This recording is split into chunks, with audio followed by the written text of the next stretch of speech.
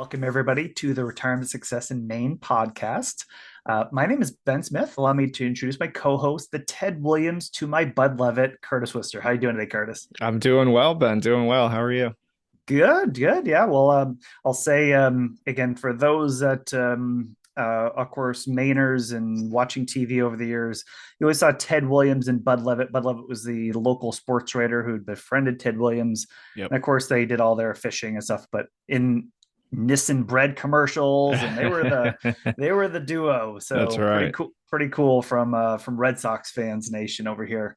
Well, speaking of Red Sox, right? One thing that we know we want to get into around the state of Maine, especially was retirement in the state of Maine, was around gambling, right? Mm, So far, we have two retail casinos in Maine, yep. one in Oxford and one in Bangor. Hmm. And we know sports betting's getting closer and closer to becoming available, right? Well, I know we got Yep. the apps and things where you can do our fantasy things and you can play for money Sure. there, Yep. but sports betting is pretty close. I know there's been a few roadblocks along the way, such there's a 2019 veto by Governor Janet Mills and the Senate blocking the bill the following year. Yep. And that all changed when on April 19th of 22, an amended version of LB 585 passed by the Senate. Yep. And that was followed by a signature from Governor Janet Mills coming on May 2nd. Yeah.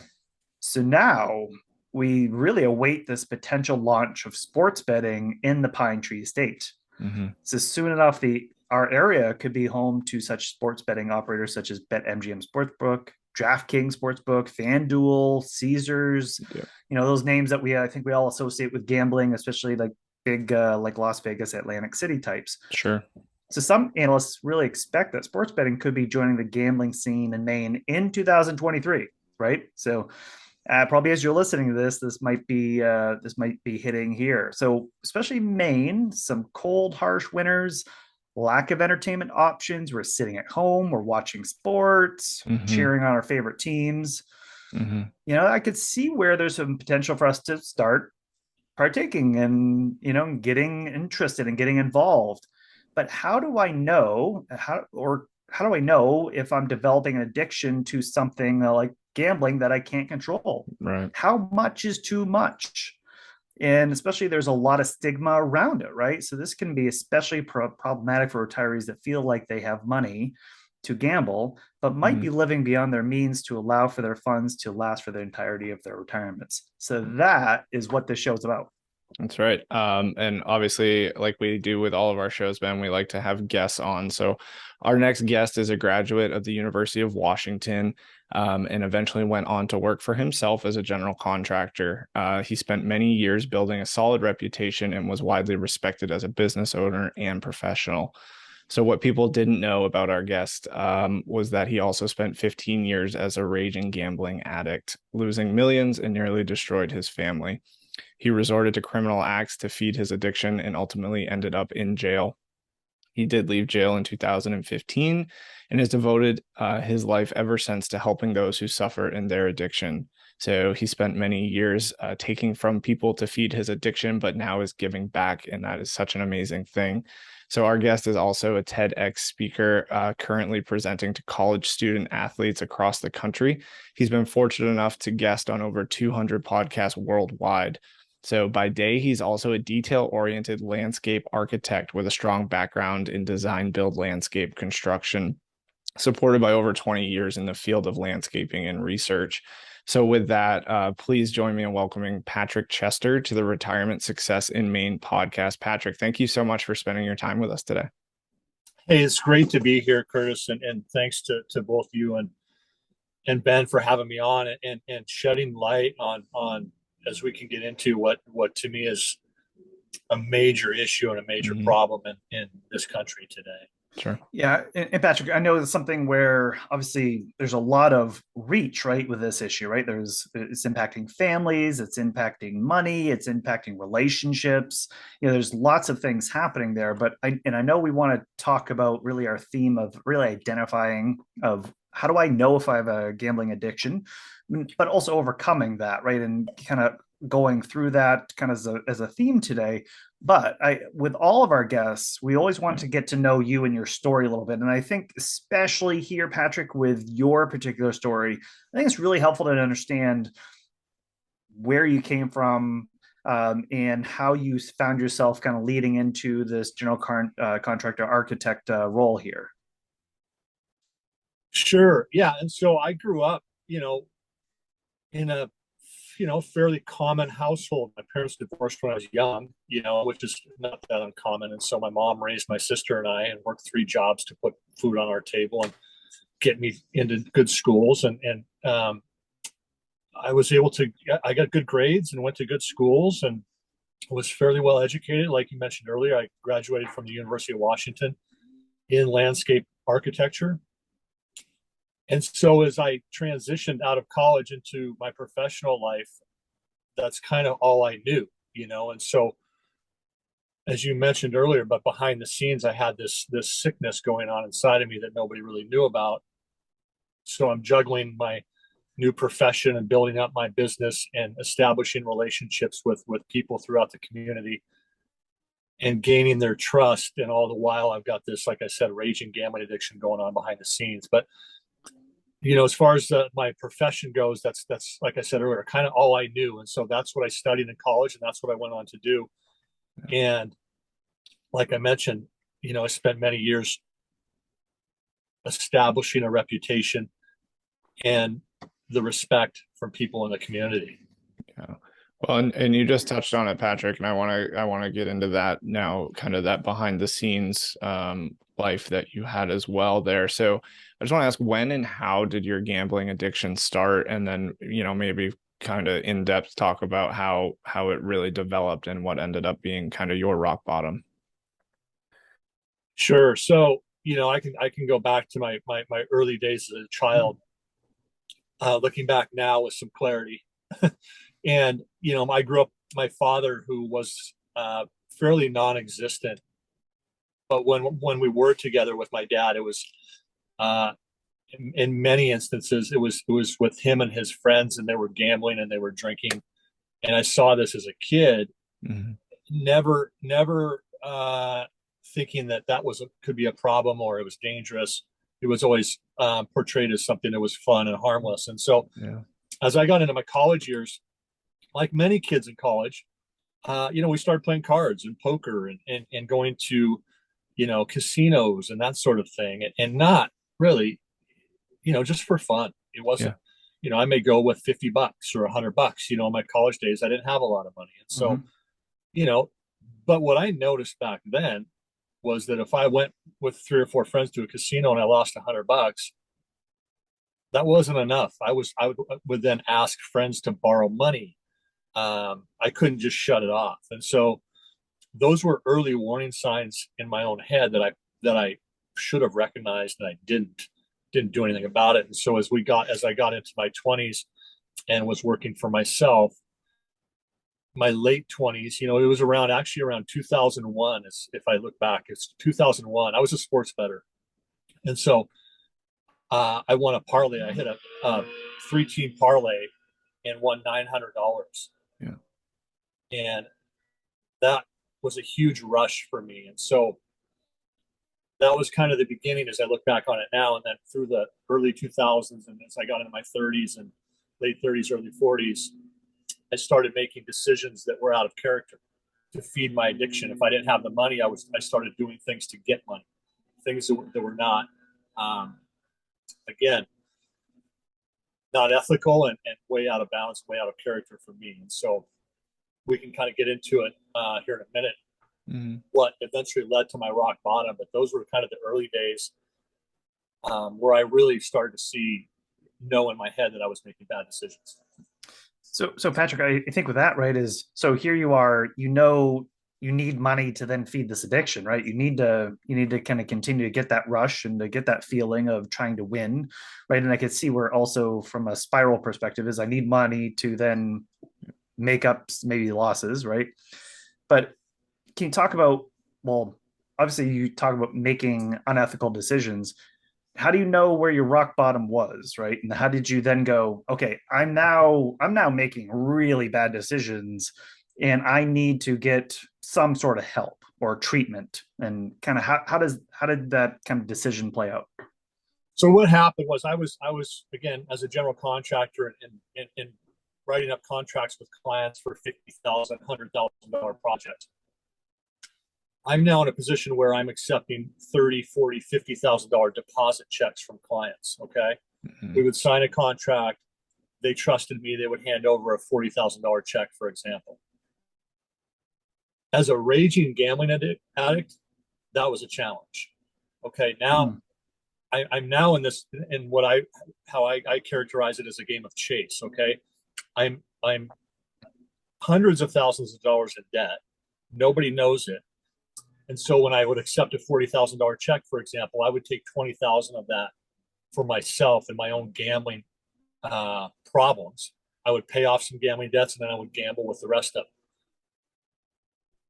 In my mind, thinking not that I'm taking somebody's money. In my mind, I'm just rationalizing this as, well, I'm just borrowing this money now, but I'm going to double it or triple it. Yeah.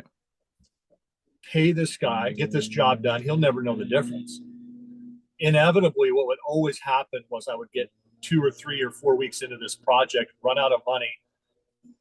My client would look at me and ask me, hey, where's the rest of the money? Why can't we finish this job? And I had to come up with excuse after excuse after excuse to deflect and delay and try and put this client off until I, in my mind, could get the money, win the money somewhere else, come back.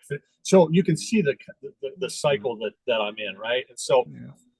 and now I would go from one client to another client and do the same thing. And I had at one point 10 to 15 clients that I owed combined over $300,000 to. And they're all coming after me and they're all asking me questions. And now, after a while, they start to recognize the pattern. And then they go to the state, they go to law enforcement, the prosecutors get involved, and then and this was all going on while my wife had no idea. My wife and I got married in 2006. We're now about 2010, 2011, 2012 when this is all happening. My wife has no idea. My friends have no idea. So not only am I doing all these things, I'm hiding it as well. And so walking through the door each night after living a lie for the entire day and coming up with lies to my wife and everybody else was, a soul crushing thing to have to go through every day of my life. And but that's the position I had put myself in. And so as we can get into about 2 years later, is when it all came crashing down. Mm. So Patrick, can you talk about then that moment, right? So how did it come crashing down for you? What was the moment where all of a sudden you're like, okay, this is it. I'm in a pickle that I probably can't get out of at this point. And kind of how did that, again, I want to hear about kind of that moment to then to where you are today would be really, really pretty awesome.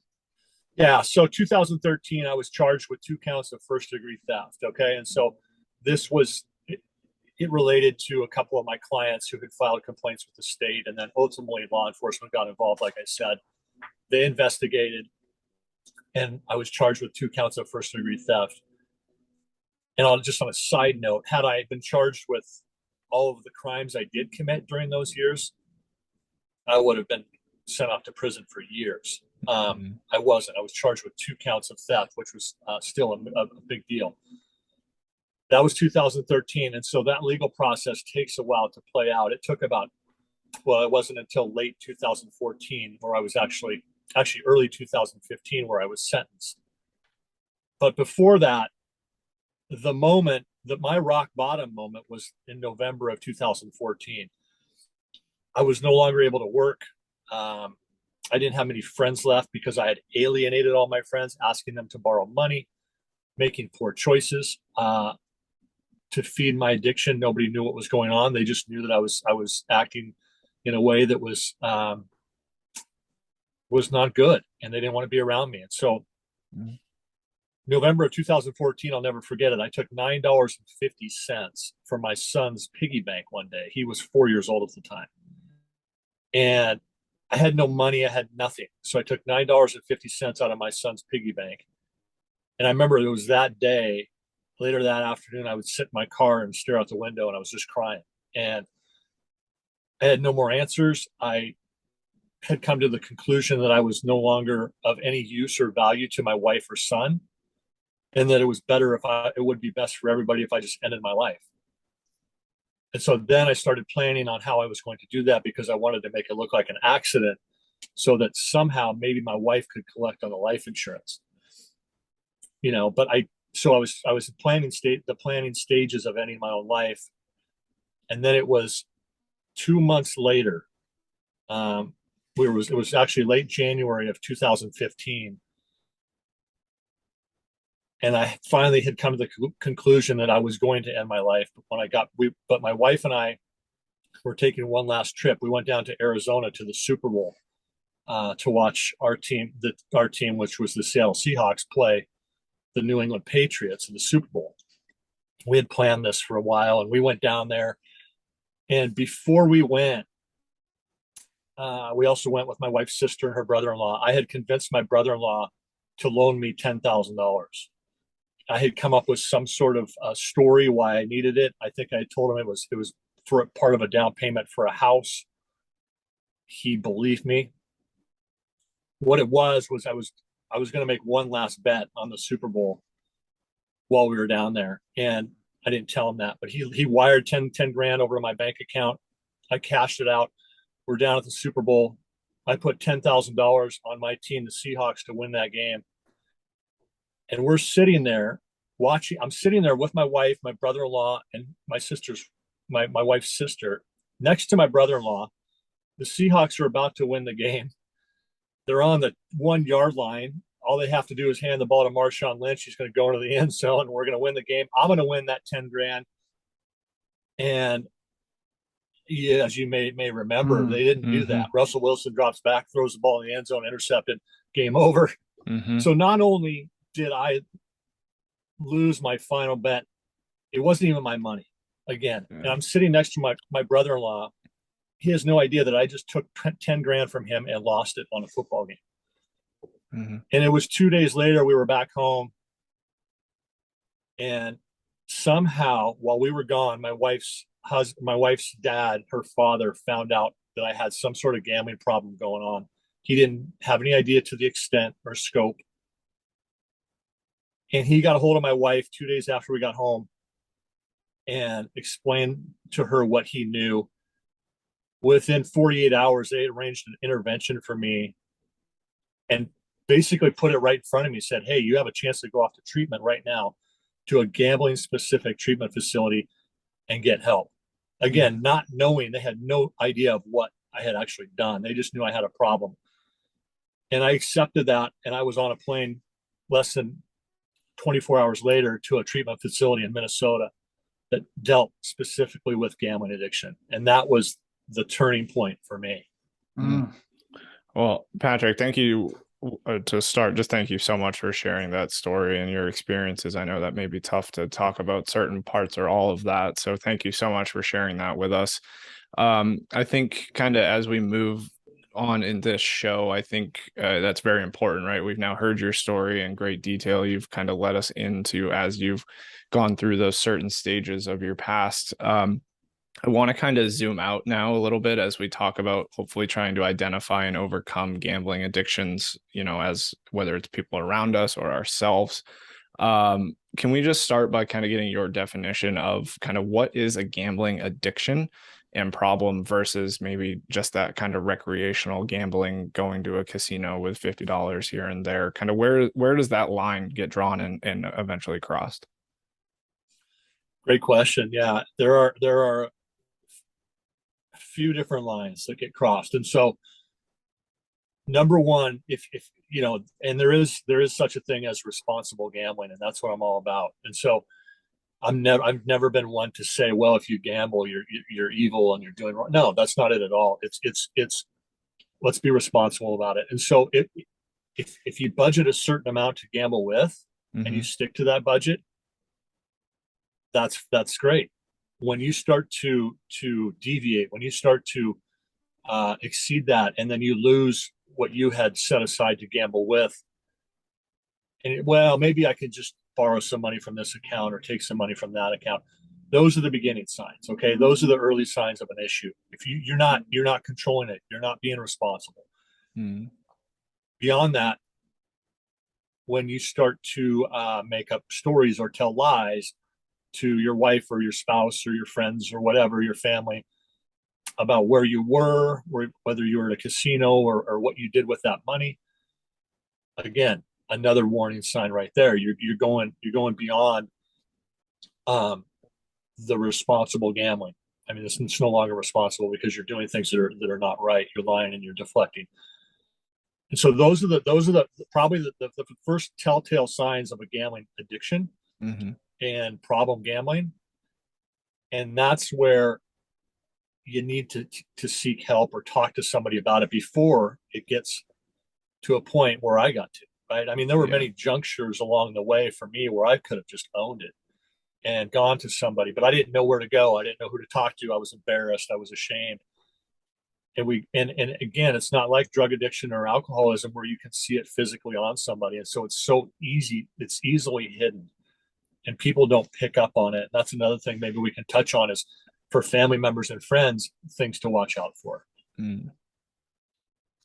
Well, I think, Patrick, that's a really great point, because I think, as you said, kind of spotting it in yourself, right? And I think sometimes from an addiction perspective, you might be able to notice, hey, yeah, I'm kind of starting to cross some lines here a little bit, but again, I'm addicted, right? I know I can win, and I know I can kind of win back any losses. And it's this feeling of maybe this confidence that I have that is maybe the addiction talking here, that I know I'm crossing the line, but it's going to get better because of these things. So can you talk a little bit about, obviously, if that's what we're spotting in ourselves, and maybe we're able to control it, maybe we're not, but from others, right? And loved ones, right? And I think that's something to kind of think about is, here's maybe your father-in-law, and here's your wife, and here's people around you, and you're hiding things, right? You're lying, you're deflecting.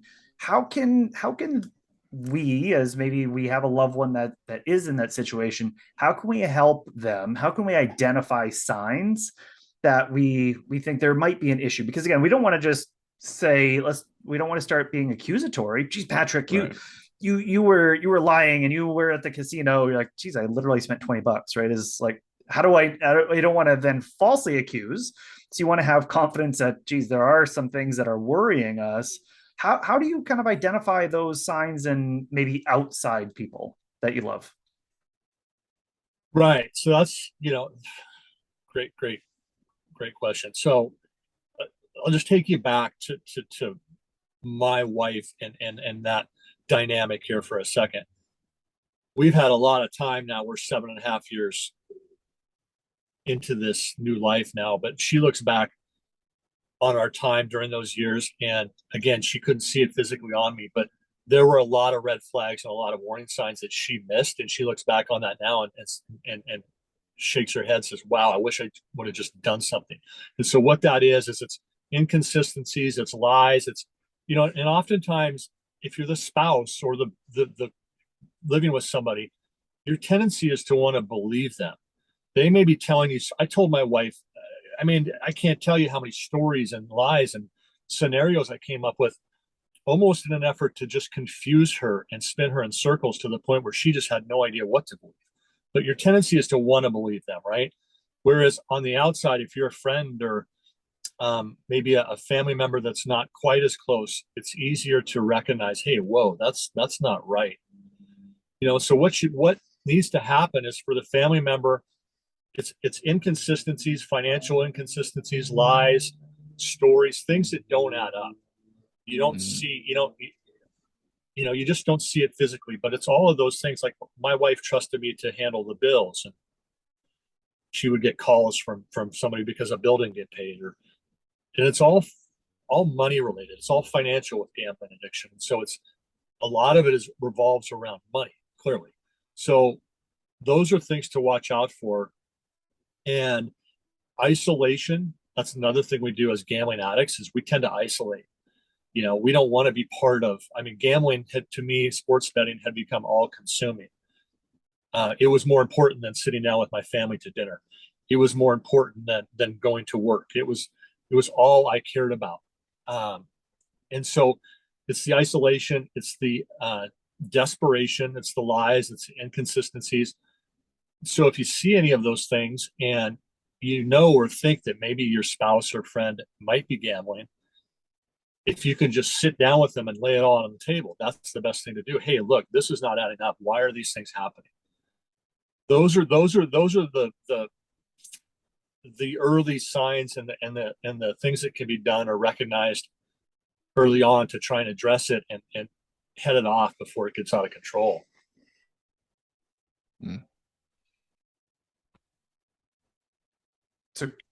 So again, from our end, Patrick, I know you've been traveling the country and talking to many student athletes about gambling addiction. It's estimated that 750,000 teens to young adults, right, age 14 to 21, suffer from gambling addiction, and more than 80% of course, adults are gambling annually, as we talk about, right? It's every day, according to an October 22 article we read on earthweb.com from Jason Wise. So if teens and young adults are more prevalent to develop the habits, right, as you kind of said, that was kind of the start in college, and you go on a gambling trip, and it starts there a little bit. But what about, again, our population that we work with a lot, right? And this name of our show is Retirement Success in Maine. What about pre-retirees or retirement groups that have more assets and earning power to gamble bigger amounts? Because I could see where from maybe a rural state, not traditionally just had a lot of access to gambling, right? And maybe at the same time is, look, I've compartmentalized, and this money that I had to put away, I really couldn't access. It was in my company 401k account. I couldn't get it out, right? But all of a sudden now I get a pot of money, and this is supposed to last me the rest of my life. But I could see where that access to money plus access to gambling, whether it be in our state to casinos, or there's an app on my phone I can download, and all of a sudden I can start making some bets and just transfer in some money. So I guess my question is it uncommon to develop this habit later in life, and again, especially as we have more and more availability to gambling over time? Sure, yeah. And so you touched on it, and most addictions begin in the teenage years, right? I mean, high school, college, that's when most addictions start. But having said that, I've come across and I've met with many people that are in their 40s, 50s, 60s that have plenty of money, and they're just bored or they're retired. And in fact, I went to just a quick story. I went to treatment with a gentleman who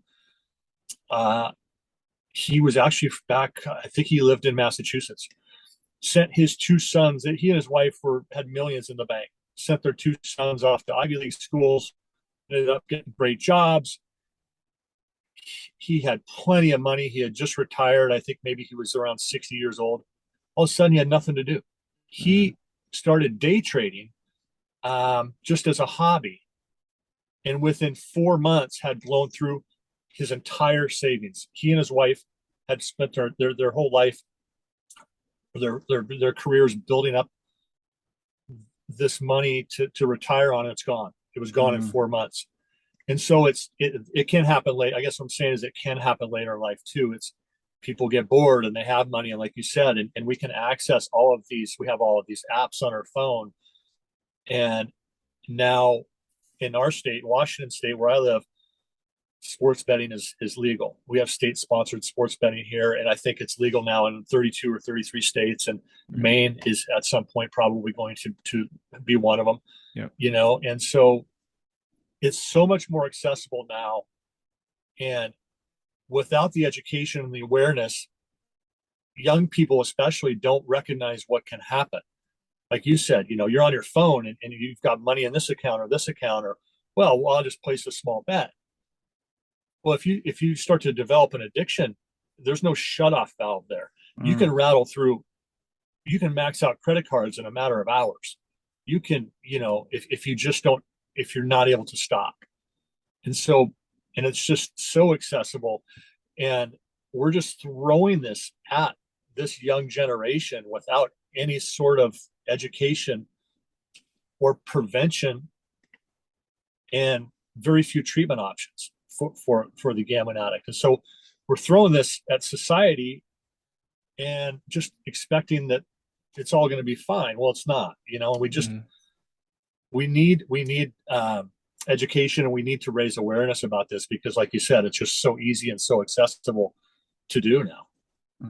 Yeah, no, I completely agree. And I'll just kind of add, I think any one of us could take time like scrolling through any social media app, and you'll see sports betting kind of romanticized by these blogging companies, the casino companies. So, there certainly is a play there. I want to maybe ask you to expand a little bit, or if there's anything else you want to add, but just kind of what do you see as kind of the major risk factors for compulsive gambling? And again, who is more likely to develop that compulsive gambling issue? Well, for me, I grew up playing sports. I played sports all through high school, and athletes, in part because they have the competitive nature of the athlete. Well, from what I've noticed and what I experienced, tend to be a little bit more prone and susceptible to this, but again, it's also people that grow up in an environment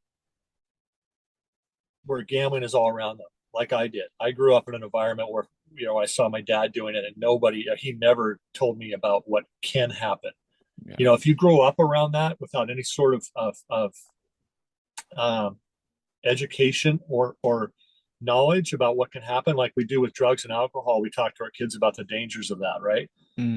Nobody talks to their kids about the dangers of gambling.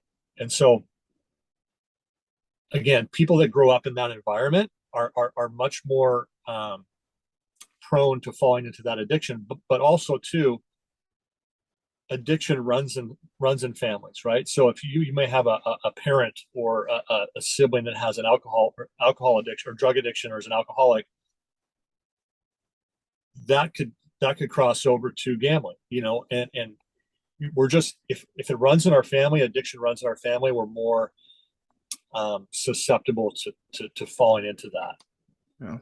Yeah, no, that makes perfect sense. I think, or we think, right, there's obviously a bad stigma here about gambling addiction, and statistics also reflect that. So only 1% of Americans are estimated to have a severe gambling problem. But as we know, since few people seek treatment for gambling addiction, it's really tough to know, one, if that's an accurate number, or to how to get an accurate number. So what do you think can be done to decrease the stigma about gambling addiction? Well, this is a really good question. The first thing is, many people don't even recognize it's an addiction, for one, right? I mean, they can look at a gambling addict and the choices we make as gambling addicts and just say, well, that's just a bad person. Just stop doing it. It's wrong. Just stop doing it. Yeah. Well, we need to make people aware and educate them on what gambling addiction is. I mean, the process in the brain is no different than a heroin addict. Right. It's a dopamine rush to a heroin addict is the same as it is to a gambling addict. They may show some physical signs, but it's all in the brain. That's where addiction is. I mean, it's not, we're not making these choices because we want to, or we're bad people. We're making these choices because we're sick. And the sooner we recognize that the gambling addiction is a real addiction, the better off we'll be. I'll just give you an example. Over in the UK, they've been betting legally on sports now for years. Okay. And they are just now starting to see the ramifications of that. The younger generation that started betting on sports 10 to 15 years ago over there are dying now. They're committing suicide. They're in prison. Their lives are a mess. And that's what's going to happen here. And then, over there's, 28 or 30 million people. We have over 300 million people in the States. Yeah. And now we're just throwing this at our kids as if they don't need any sort of education surrounding it. And what we're going to see 5, 10, 15 years down the road, if we don't recognize this, is staggering, because we're going to um, we're going to lose friends, we're going to lose family members because they fall into this addiction. And it's about recognizing what it is, and appreciating the fact that these are actually really good people that are sick, and we need to come up with some better treatment options as well. So, Patrick, I think you're bringing up some really really powerful things, and I know in a previous episode we talked to one of our guests was a mother from California in Sacramento, and her son Kevin became addicted to heroin and meth, and so a lot of what you're saying about addiction is kind of ringing true from our episode with her, right? Is here's things that, and as she kind of said, is look, I would do anything for my son. And she goes, and of course a lot of people were trying to do the tough love thing, right? Just kick him out and he'll realize one day that he's wrong and he'll hit his rock bottom and then he'll come back and it'll be fine, right? So tough love the heck out of that, and you'll solve it.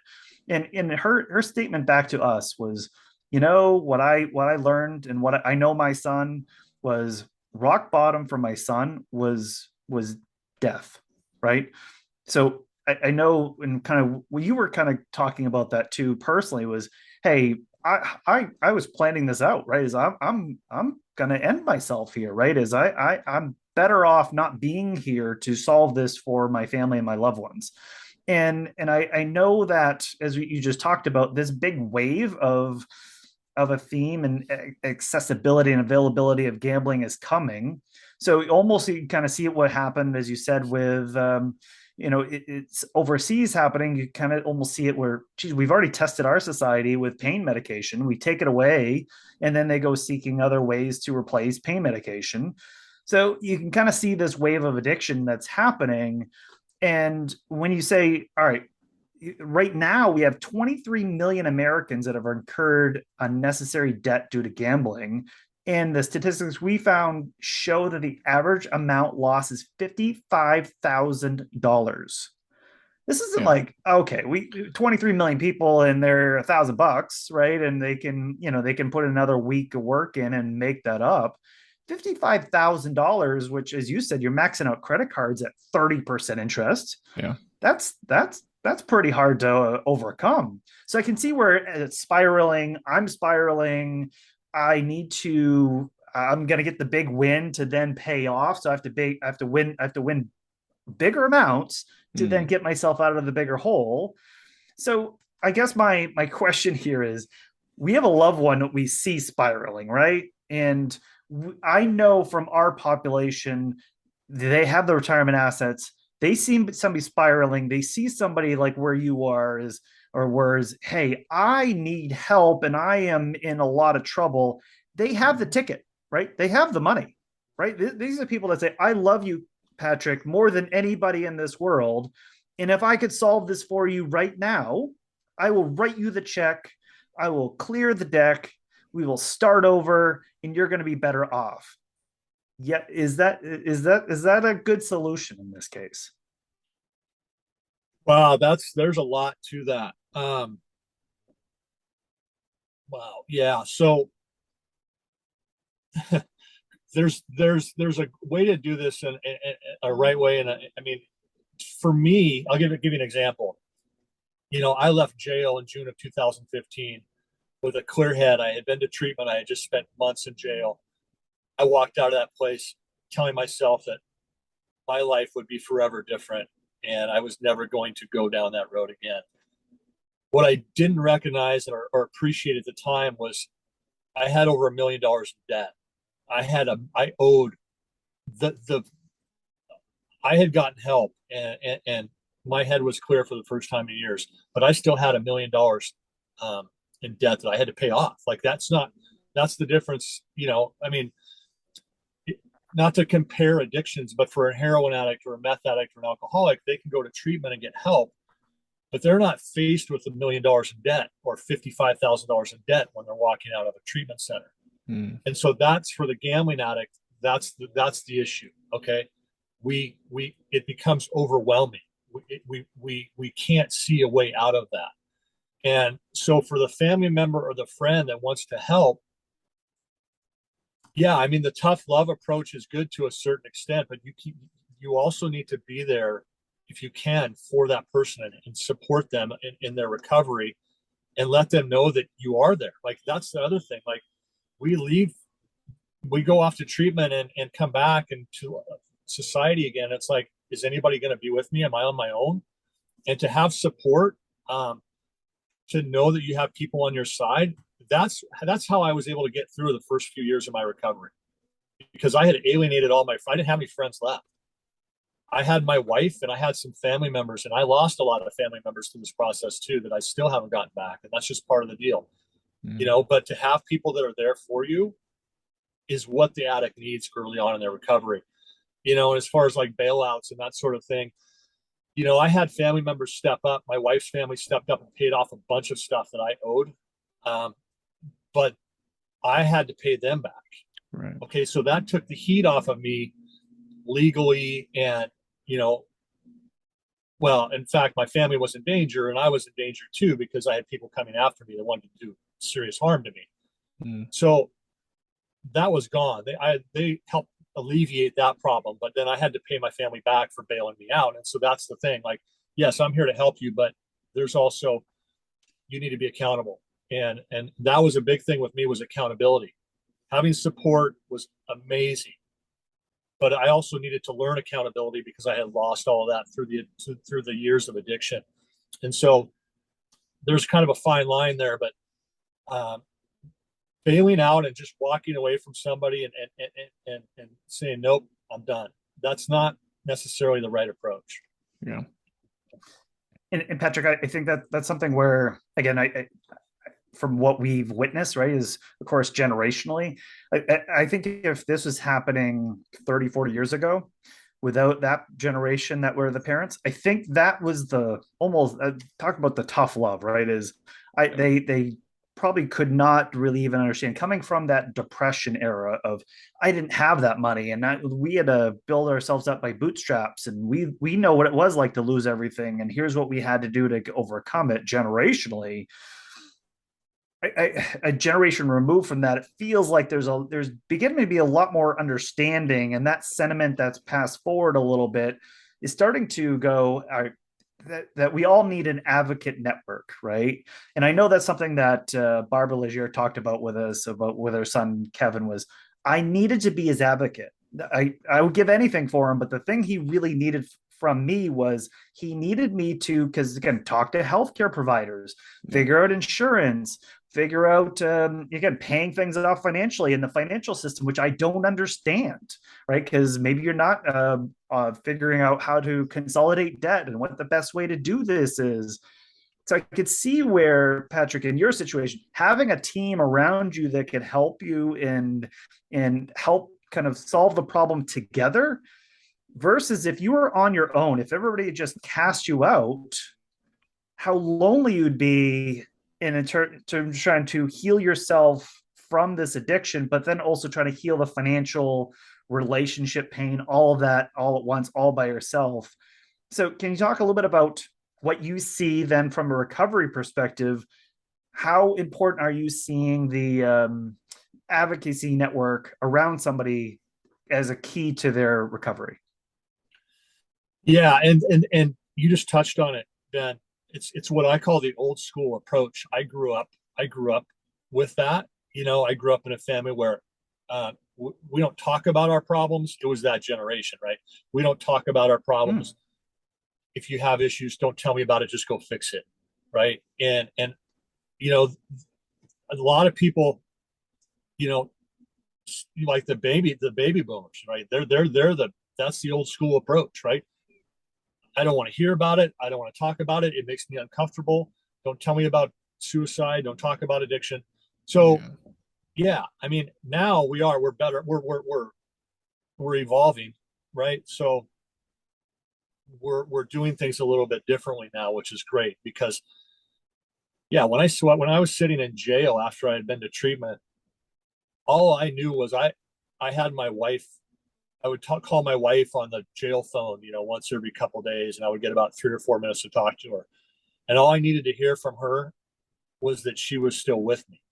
Whether or not she believed that at the time, I don't know, but she told me that she wasn't going to leave me. And that's all I needed. Because if I didn't have that, if I was sitting in jail staring at walls and uncertain about my future and knowing that my wife and son were going to be gone and I didn't have them anymore, I'd have been done.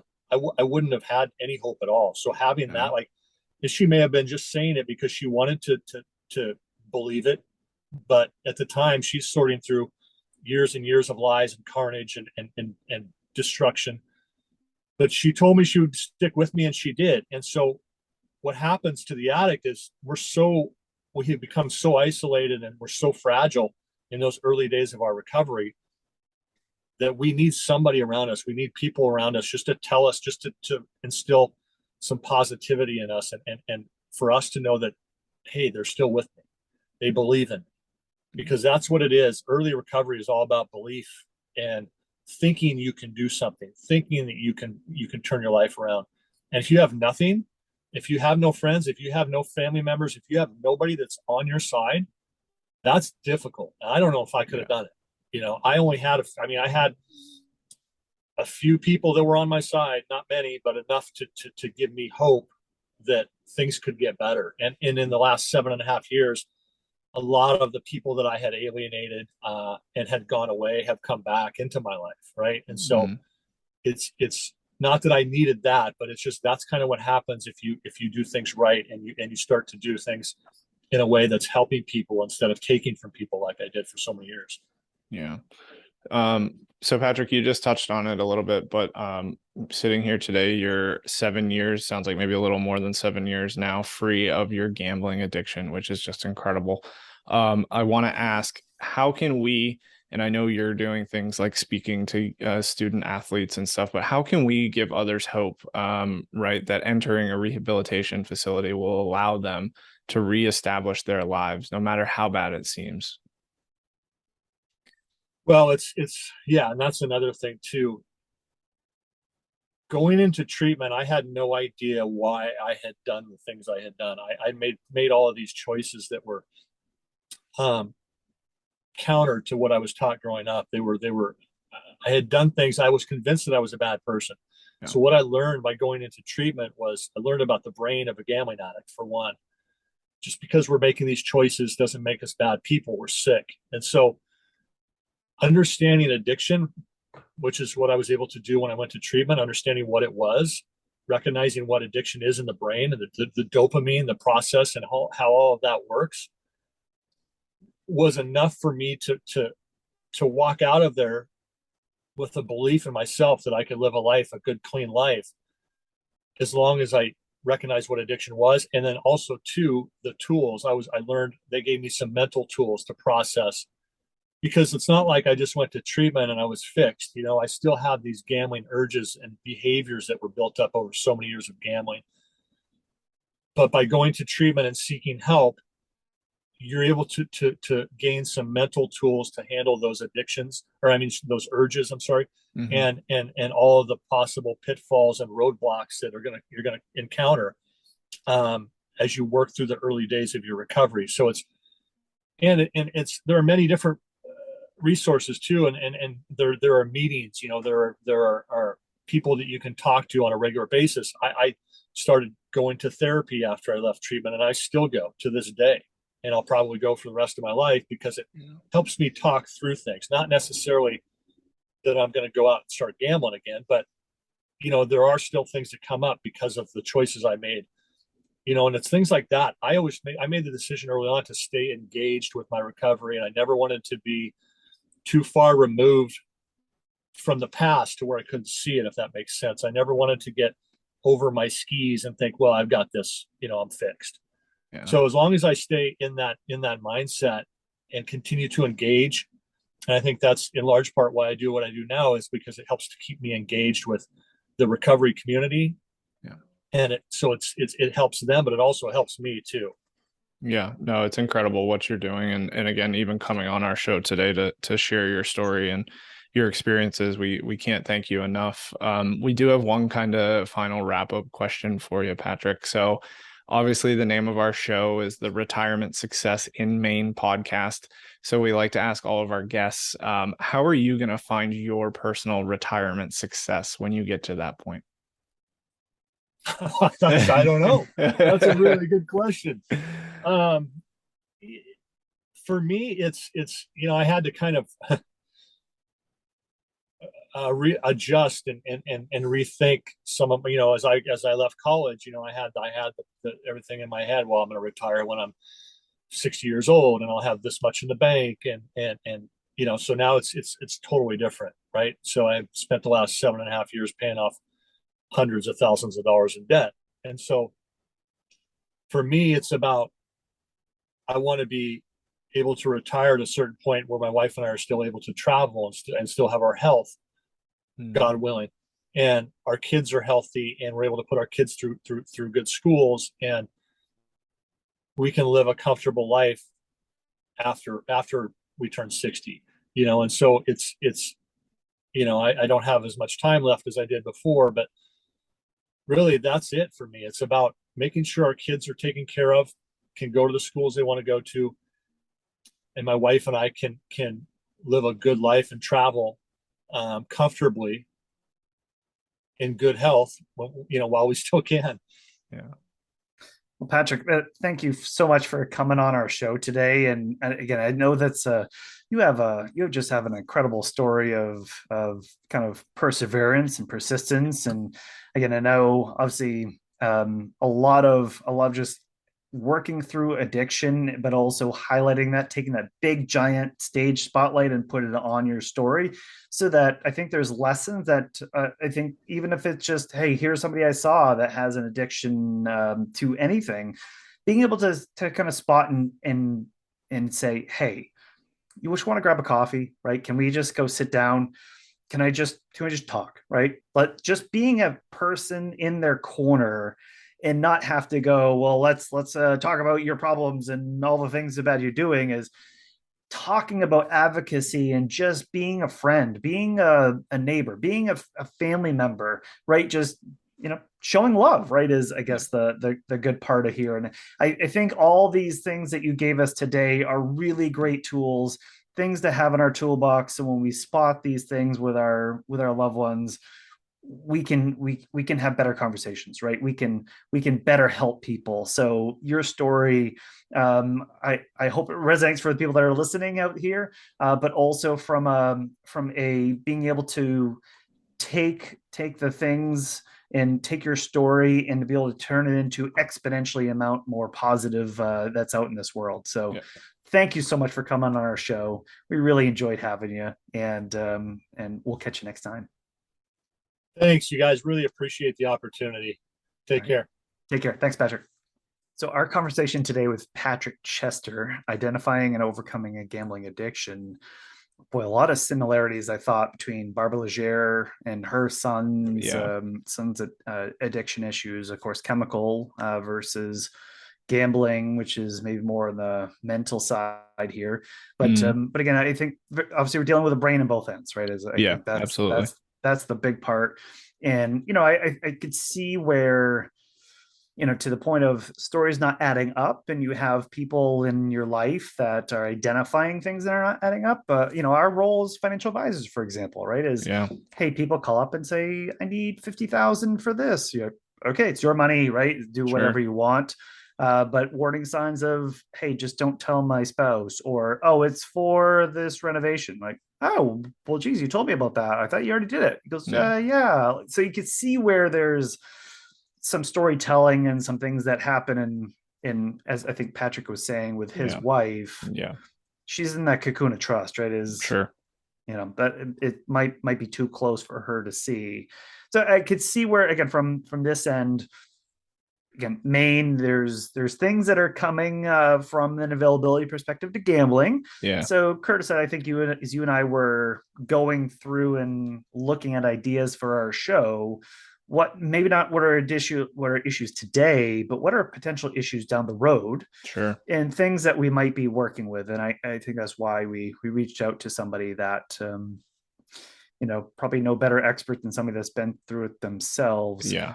There. So again, those were a lot of the things I came away with, but again, a lot of, I think, some similar threads to what we talked to Barbara about there. Yeah, I agree, Ben. And I'll add to, I know a lot of our conversation was obviously Patrick's story, and again, incredible for him to kind of go through that in very much detail with us. But I think a big piece we talked about is obviously kind of identifying, again, whether it's yourself, or I think we focused more on someone around you who you love, whether it's a friend, a family member, a spouse, who you may think is going down a road of problem gambling. And I know for our listeners in the state of Maine, the state does have some resources. So at any time you can call 211 in the state of Maine. It's a confidential helpline that's available 24 hours a day, 7 days a week. Again, that's just 211. And they also have a website, which we'll link in our show notes. Really just provides resources to kind of different types of gambling, how to help someone, how to identify the gambling, how to spot the signs, and really any other resources. So we'll make sure to have that in our show notes.